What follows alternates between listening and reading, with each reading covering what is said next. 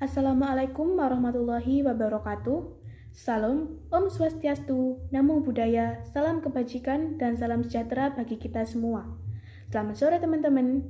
Pada kesempatan akan menyampaikan materi kami yang berjudul tentang etika berdiskusi pada forum ilmiah. Jangan lupa disimak kelanjutannya ya.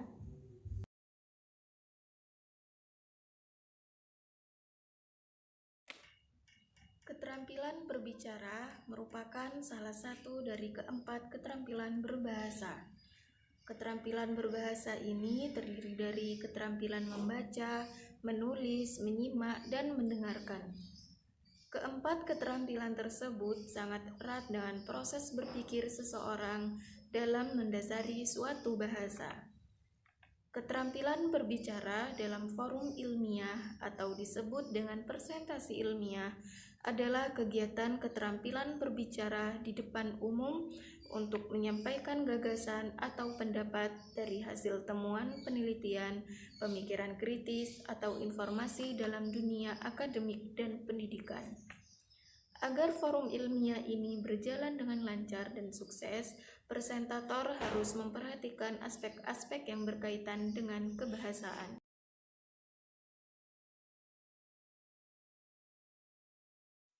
Baik, di sini saya akan melanjutkan pada poin kedua, yaitu berbicara sebagai kapabilitas berbahasa. Kapabilitas berbahasa dalam proses pemerolehannya sendiri secara urut dimulai dari menyimak, berbicara, membaca, kemudian menulis. Nah, tujuan utama dari berbicara sendiri adalah untuk menyampaikan gagasan-gagasan pembicaraan kepada para pendengar. Akan tetapi, tujuan berbicara di sini tidak hanya terbatas kepada penyampaian informasi kepada orang lain saja. Berbicara sebagai salah satu komunikasi dapat digunakan dengan berbagai tujuan. Salah satu penulis yaitu Mulyana dalam bukunya pada bab 5 halaman 30 tahun 2001 mengelompokkan berbicara ke dalam 4 tujuan, yaitu yang pertama tujuan sosial, yang kedua ekspresif, yang ketiga ritual, dan yang terakhir adalah tujuan instrumental. Nah, kapabilitas berbahasa sendiri mengarah kepada dua hal, yaitu ketercapaian tujuan dan realisasi strategi tutur kata yang baik dan santun. Dengan kata lain, kapabilitas berbahasa ini menjadi gambaran dari kecerdasan dan karakter yang baik dari dalam diri seseorang. Seseorang yang mampu menyampaikan pengetahuannya kepada orang lain, namun membuat mitra tutur tidak nyaman, terancam mukanya, bahkan membuat situasi dalam forum semakin memburuk, tentu tidak dapat dikatakan memiliki kapabilitas berbahasa yang baik. Hal ini berhubungan dengan sikap sebagai seorang pemimpin. Seorang pemimpin yang telah menyelesaikan pekerjaannya dengan baik belum bisa dikatakan sukses apabila ia belum bisa atau belum mampu menjadi pengguna bahasa yang baik. Karena penggunaan bahasa dari seorang pemimpin akan mencerminkan sikap dan kecerdasan serta kewibawaan dari pemimpin itu sendiri. Nah, itulah mengapa kapabilitas berbahasa ini sangat penting, teman-teman.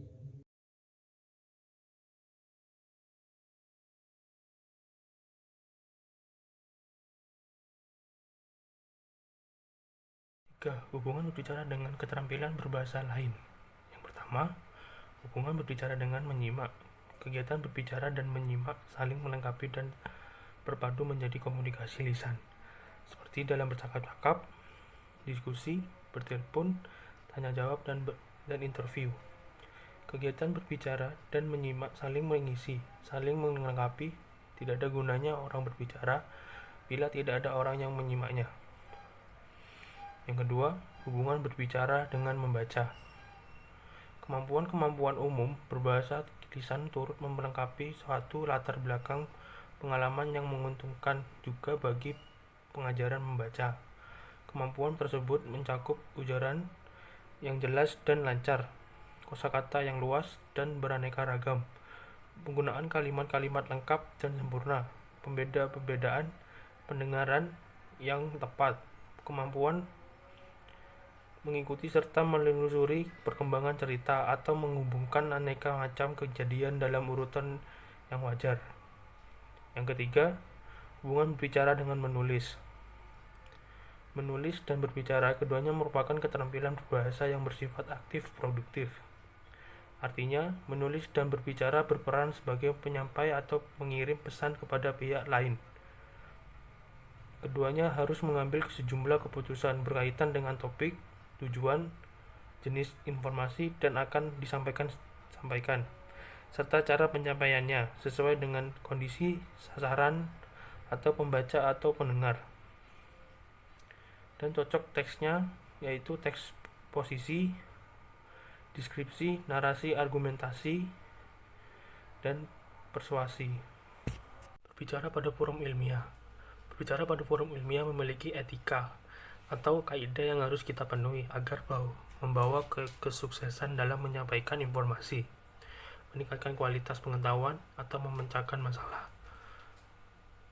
Yang diucapkan pada Musabah tahun 2012 menyatakan bahwa kemampuan berbicara bermanfaat untuk yang pertama, memperlancar komunikasi antar sesama, yang kedua, mempermudah pemberian informasi, yang tiga, meningkatkan kepercayaan diri, keempat, meningkatkan kewibawaan, yang kelima, mempertinggi dukungan publik, yang keenam, menjadi penunjang meraih profesi atau pekerjaan, dan yang terakhir, meningkatkan mutu profesi atau pekerjaan.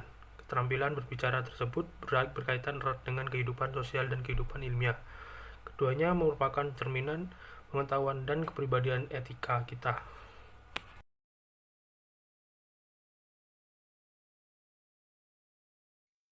Baik, terima kasih. Selanjutnya saya akan menjelaskan teknik berbicara yang baik. Teknik berbicara yang baik merupakan berbicara secara menarik dan jelas sehingga dapat dimengerti dan mencapai tujuan yang diharapkan dalam komunikasi. Terdapat beberapa hal yang perlu diperhatikan dalam berbicara agar memenuhi kaidah berbicara yang baik. Yang pertama, yaitu berbicara ramah pada setiap orang. Keramahan menunjukkan kerendahan hati dan upaya membuat orang lain nyaman. Keramahan ditujukan dengan senyum, menata lawan bicara, kemampuan untuk memperhatikan tuturan orang-orang di sekitar kita. Dengan kata lain, kita tidak bersikap acuh dan mengabaikan orang lain. Berikutnya, artikulasi atau pelafalan harus jelas untuk menghindari kesalahpahaman. Bersikaplah disiplin dalam berbicara dengan membuat orang lain memahami apa yang kita bicarakan. Dapat diwujudkan dengan mematuhi kaidah pelafalan dan mengupayakan pelafalan yang jelas. Kemudian, perhatikan pemilihan kata atau diksi. Diksi bukan hanya berarti pilih memilih kata. Istilah ini bukan hanya digunakan untuk menyatakan gagasan atau menceritakan suatu peristiwa, tapi juga meliputi persoalan gaya bahasa. Misalnya, ketua kelas memerintahkan anggotanya untuk memilih laboratorium A daripada laboratorium B karena peralatan di laboratorium A lebih lengkap. Kata memerintahkan dapat diganti menggunakan kata menyarankan. Meskipun hasilnya sama membuat orang lain melakukan apa yang dikatakan, tetapi memiliki nilai dan makna yang berbeda. Kata menyarankan bernilai lebih halus dan santun serta bernilai lebih. Kemudian fokuslah pada apa yang kita bicarakan dengan menyatakan dalam kalimat yang efektif. Kalimat efektif merupakan kalimat yang disusun berdasarkan kaidah-kaidah berlaku sesuai dengan yang kita hadapi baik formal maupun non-formal. Fokuslah pada pembicaraan kita ditandai pula dengan pernyataan yang tidak berbelit-belit serta mudah dipahami. Berikutnya akan dijelaskan oleh rekan saya. Baik, di sini saya akan menjelaskan materi tentang teknik berbicara di depan umum. Kemampuan berbicara di depan umum harus dimiliki oleh seorang pemimpin, baik dari lembaga pemerintah maupun pemimpin dari lembaga informal lainnya. Agar seseorang berhasil dalam misinya, seringkali seseorang harus memiliki kemampuan berbicara di depan umum. Berikut beberapa teknik berbicara di depan umum. Yang pertama, persiapan. Siapkan segala sesuatu atau segala hal yang mendukung dalam pembicaraan, sekalipun poin yang paling kecil. Yang kedua, awali dengan kalimat pembuka.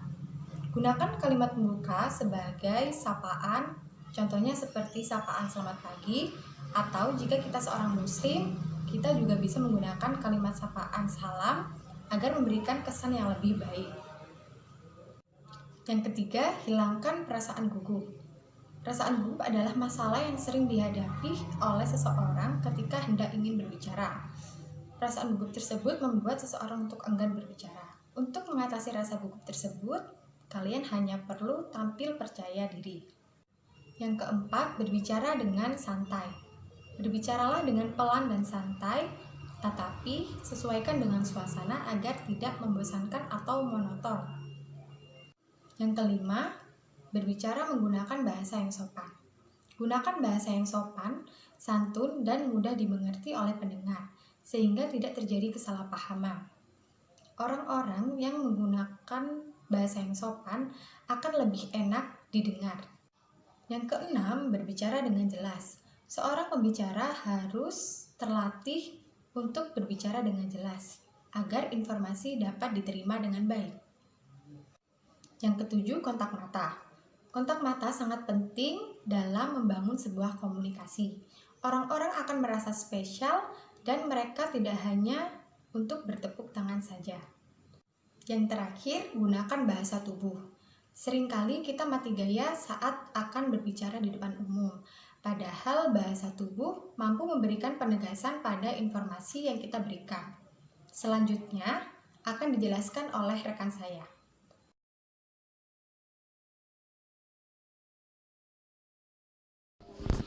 Baik, untuk selanjutnya saya akan menyampaikan mengenai teknik membuka dan menutup pembicaraan. Untuk teknik membuka pembicaraan, yang pertama adalah membuka pembicaraan dengan menyampaikan maksud dan tujuan. Dengan langsung menyampaikan maksud dan tujuan dari pembicaraan, maka pendengar dapat mengetahui apa yang akan didapatkan dari materi yang akan disampaikan. Teknik ini juga sangat tepat untuk mendapatkan perhatian dari pendengar. Yang kedua adalah membuka pembicaraan dengan memberikan pertanyaan. Memberikan pertanyaan pada pendengar dapat menjadi cara yang efektif agar pendengar menjadi fokus pada materi yang akan disampaikan oleh pembicara.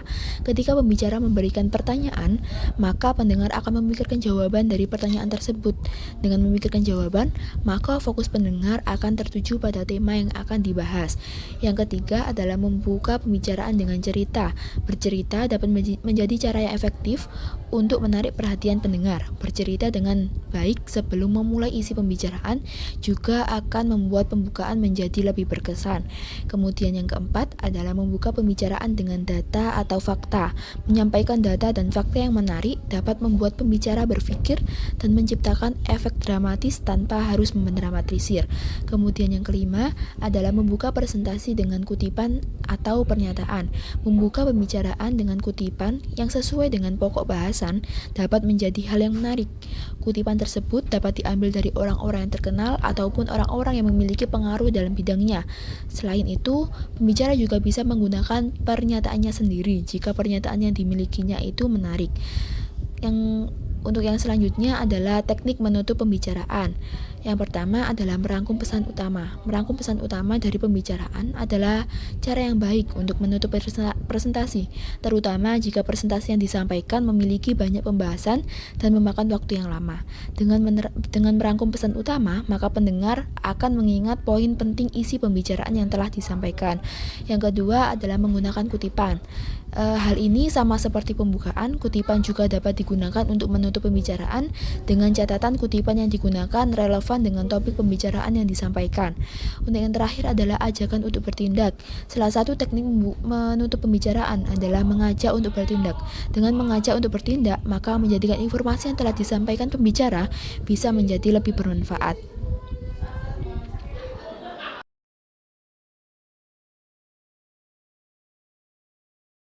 Yang keenam adalah diskusi ilmiah. Diskusi ilmiah terdiri dari 3 macam. Yang pertama, diskusi meja bundar, yaitu jika jumlah diskusi tidak terlalu banyak, 5-15 orang, diskusi meja bundar dapat dilakukan. Seorang ketua ditunjuk untuk memimpin diskusi. Yang kedua, diskusi berkelompok. Jika peserta banyak dan yang didiskusikan bermacam-macam, diskusi dapat dilaksanakan dalam kelompok-kelompok. Yang ketiga, diskusi panel. Diskusi panel merupakan forum pertukaran pikiran yang dilakukan oleh sekelompok orang di hadapan sekelompok pendengar mengenai suatu masalah tertentu yang telah dipersiapkan sebelumnya.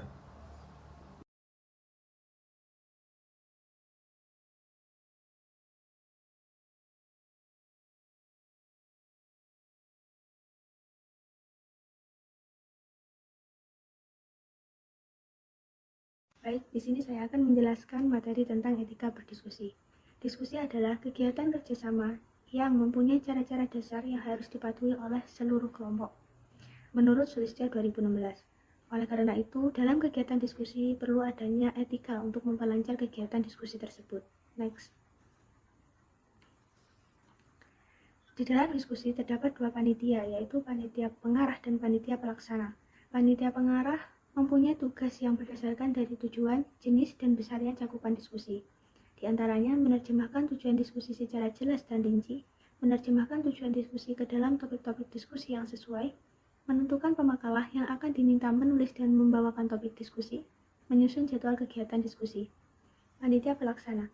Adapun hal yang harus diperhatikan oleh panitia pelaksana di antaranya, semua kelengkapan diskusi harus sudah siap sehari sebelum diskusi berlangsung. Berbagai peralatan cadangan juga harus disiapkan yang digunakan untuk berjaga-jaga jika terjadi hal yang tak terduga. Jangan mengubah nama peserta atau siapapun yang terlibat dalam diskusi. Makalah jangan diubah baik berupa ejaan maupun redaksi isinya. Next. Dalam diskusi juga terdapat ketua diskusi, pembicara atau pemakalah, dan pendengar. Ketua diskusi mengatur jalannya pembicaraan saat diskusi, tetapi tidak semena-mena, bersikap jujur, berlaku adil, dan tidak memihak kepada siapapun. Sikap moderator yang baik, diantaranya menjadi pendengar yang baik, berusaha peka terhadap situasi, memimpin dengan kemahiran memimpin. Pembicara atau pemakalah. Pembicara atau pemakalah juga harus memperhatikan hal-hal berikut ini agar menjadi pemakalah yang baik. Di antaranya, pemakalah harus menulis atau berdiskusi sesuai dengan topik dan tujuan yang diminta. Waktu berbicara, pemakalah menjaga kontak mata dengan hadirin, tidak hanya melihat ke layar tayangan. Pembicara tidak melebihi waktu yang disediakan untuknya. Pendengar. Tidak hanya ketua diskusi dan pembicara atau pemakalah, pendengar juga harus memperhatikan hal-hal yang diantaranya, pendengar hanya berbicara jika diizinkan oleh moderator, berbicara dengan singkat, padat, dan jelas, mengikuti diskusi dengan penuh seksama, mendengar pembicaraan dengan serius, bersikap sopan saat berdiskusi. Sekian.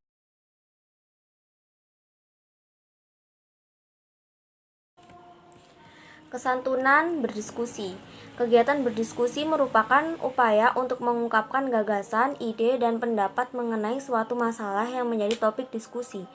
Dalam kegiatan pembelajaran yang menggunakan metode diskusi, terkadang muncul penggunaan bahasa-bahasa yang kurang santun dalam mengemukakan pendapatnya. Oleh sebab itu, dalam kegiatan pembelajaran diperlukan materi cara berdiskusi yang santun dan pilihan kata yang tepat ketika berbicara kepada orang lain. Pada saat kegiatan berdiskusi, sering ditemukan kesalahan-kesalahan. Tuturan yang dipakai terkadang berupa sindiran, ejekan, atau bantahan yang dapat menyinggung perasaan orang lain. Dalam kegiatan berdiskusi, diperlukan cara dan pemakaian bahasa yang santun agar terjalin komunikasi yang baik antara penutur dan lawan tutur. Berikut ini adalah pemakaian bahasa yang santun yang diungkapkan dalam kegiatan berdiskusi, yaitu yang pertama, berbicara hal yang wajar dan menggunakan akal sehat. Dalam berdiskusi, berbicaralah sewajarnya, sesuai topik yang akan dibahas. Jangan membahas hal-hal yang tidak perlu atau keluar dari topik pembahasan. Yang kedua, berprasangka baik kepada mitra tutur. Jika penutur berprasangka buruk pada mitra tutur, tidak akan terjadi kecocokan pendapat dan komunikasi menjadi tidak menyenangkan. Penutur mengedepankan pokok masalah yang diungkapkan. Yang keempat, kalimat tidak perlu berputar-putar agar pokok masalah tidak kabur. Cukup berbicara pada intinya saja dalam berdiskusi dan tidak perlu berbelit-belit. Yang kelima, penutur bersikap terbuka dan menyampaikan kritik secara umum. Komunikasi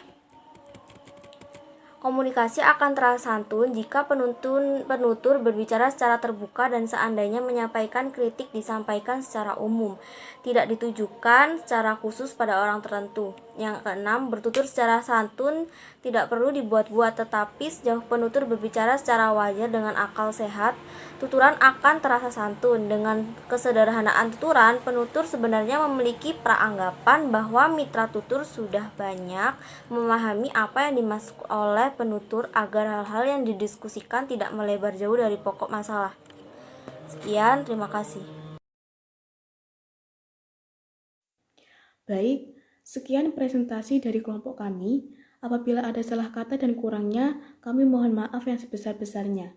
Bagi teman-teman yang ingin menanyakan seputar materi yang telah kami sampaikan, bisa langsung menuliskan pada forum di bawah ini. Wassalamualaikum warahmatullahi wabarakatuh. Salam, Om Swastiastu, Namo Buddhaya, salam kebajikan, dan salam sejahtera bagi kita semua.